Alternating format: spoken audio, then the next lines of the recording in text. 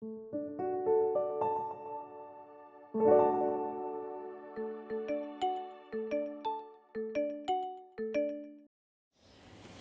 à tous, je suis très heureuse de débuter ce parcours par thème avec vous en vous parlant tout d'abord du corps féminin. Parce que oui, le corps féminin, c'est un socle de connaissances indispensable à avoir pour bien comprendre tout ce qui se joue pendant un accouchement, comment se déroule un accouchement. Donc je vais vous donner des bases sur l'accouchement et on va voir au fur et à mesure tous les organes qui sont impliqués pendant cet accouchement. Donc pendant la grossesse, vous le savez, l'enfant grandit dans l'utérus de la maman, il est alimenté par le placenta et il va devoir passer à travers le col, donc le col c'est la partie basse de l'utérus, pour pouvoir s'engager dans le bassin et traverser le périnée et la vulve pour naître. On va commencer par parler de l'utérus. Donc l'utérus, qu'est-ce que c'est ? C'est un muscle lisse, c'est-à-dire que c'est un muscle que vous ne contractez pas de façon volontaire, comme par exemple la vessie ou les intestins. Il est rattaché au bassin par des ligaments, ce qui veut dire que quand il se contracte, on sent notamment pendant l'accouchement une irradiation au niveau du bassin, c'est ça qui peut être douloureux. L'utérus, il est fermé en bas par le col, donc qui est comme un goulot de bouteille. Et ce col est long pendant la grossesse, le plus souvent. On dit qu'il fait 3-4 cm. Et en fin de grossesse, il va se raccourcir, se ramollir. C'est la maturation du col. Donc ça, c'est l'utérus. Ce qui se passe aussi en fin de grossesse, c'est que la partie basse de l'utérus, ici, s'affine au contact de la tête, parce que la tête appuie en bas. Et ça s'appelle le segment inférieur de l'utérus. En cas de césarienne, c'est au niveau du segment inférieur que l'utérus est ouvert.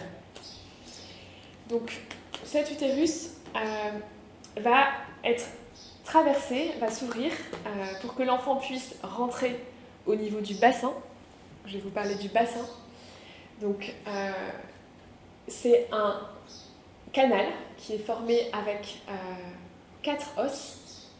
Donc les 2 ailes iliaques, donc ici les ailes iliaques, c'est ce qu'on voit ici, là, nos hanches.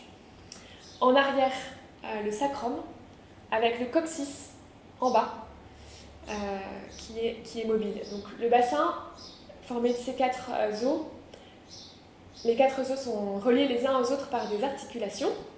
Alors en avant, c'est la symphyse pubienne, qui n'est pas à proprement parler une articulation, mais qui est plutôt un point de jonction mobile.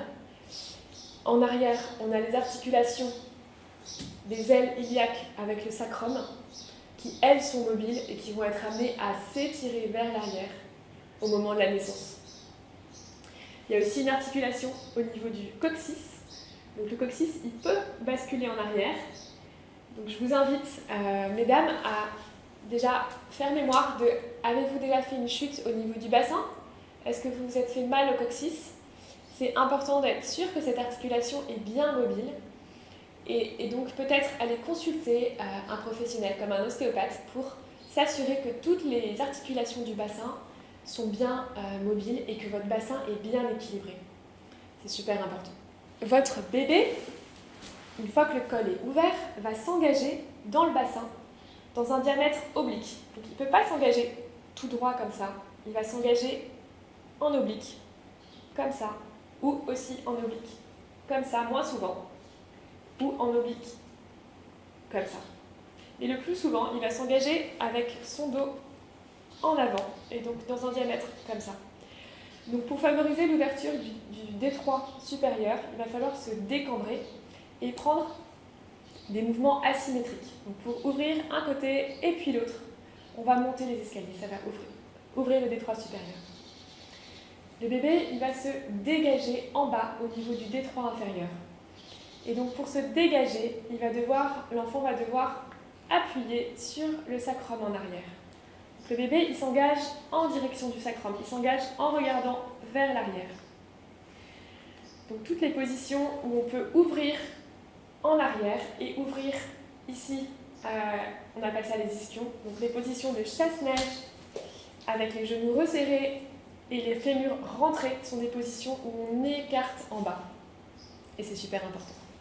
Donc le bassin, c'est un canal qui est mobile. Votre bébé, quand il s'est engagé au niveau du bassin, il rentre dans votre canal vaginal.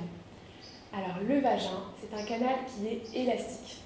Il est formé de replis. Vous pouvez penser à un accordéon, c'est la même chose qu'un accordéon, donc il va s'agrandir au moment de l'engagement du bébé dans le bassin. Une fois qu'il a traversé, qu'il est passé dans le bassin, il va arriver au niveau du périnée. Le périnée, qu'est-ce que c'est? C'est un maillage de muscles qui ferme le bassin en bas. Ce maillage enserre les orifices urinaires, vaginaux et anal. Les 3 orifices sont entourés par les muscles du périnée. Le périnée, c'est un ensemble de muscles très important. Il est pleinement engagé au moment de l'accouchement. De quelle manière? Alors, un point très important, c'est que le périnée est relié à votre respiration. Je ne sais pas si vous avez déjà entendu parler du diaphragme. C'est un muscle respiratoire qui est relié à l'abdomen et au périnée. Je vais vous expliquer le mouvement respiratoire, vous allez comprendre. Quand on inspire, donc les poumons se gonflent d'air et le diaphragme descend. Et en descendant, il comprime un petit peu le contenu de l'abdomen vers le bas. Et à ce moment-là, le périnée, pour soutenir le contenu de l'abdomen, va se fermer, se resserrer et faire une contre-pression vers le haut. Donc à l'inspiration, le périnée se resserre. À l'inverse, à l'expiration, donc le diaphragme remonte, les poumons se vident et en remontant, le diaphragme aspire le périnée, remonte le périnée et donc le périnée se détend, s'écarte, il n'est pas sollicité par tout le contenu abdominal. Donc très important, on y reviendra quand on vous parlera de la poussée et de la naissance. Je vous ai parlé du périnée, maintenant je vous parle de la vulve, donc c'est la dernière à être traversée par le bébé. La vulve, elle est protégée au moment du passage de la tête par le clitoris. Donc le clitoris, dont on entend parler au moment des rapports sexuels, parce que c'est l'organe qui est responsable du plaisir chez la femme, en partie responsable du plaisir. Et donc il a 4 piliers qui se gorgent de sang pendant l'accouchement, comme pendant les rapports sexuels. Donc pendant l'accouchement, la vulve elle est protégée aussi par le clitoris. Comme vous l'avez vu, les organes de la femme sont conçus pour l'accouchement et pendant la grossesse, ils vont évoluer et ils vont se préparer à la naissance grâce aux hormones, donc la progestérone, la relaxine, la testostérone, qui vont les relâcher, qui vont les rendre plus souples. Je ne sais pas si vous pratiquez une activité comme le yoga ou le pilates et vous avez pu constater que vous avez plus de souplesse, vous arrivez à faire les mouvements, à aller plus loin dans le mouvement, c'est grâce aux hormones de la grossesse et donc pendant l'accouchement, votre bassin va être mobilisé et vos ligaments, vos muscles vont s'étirer et vont permettre le passage du bébé. Voilà, donc moi je trouve que c'est une bonne base de comprendre comment chaque organe est impliqué dans la naissance et comment il s'adapte à la naissance. Tout ça, ça donne beaucoup de confiance pour accoucher et je trouve que ça rassure énormément de comprendre tout ça. Donc je vous invite à noter quelques points qui pour vous ont été intéressants, que vous avez découverts ou des points que vous voudriez approfondir et on pourra revenir dessus pendant les Zooms en live avec Marie.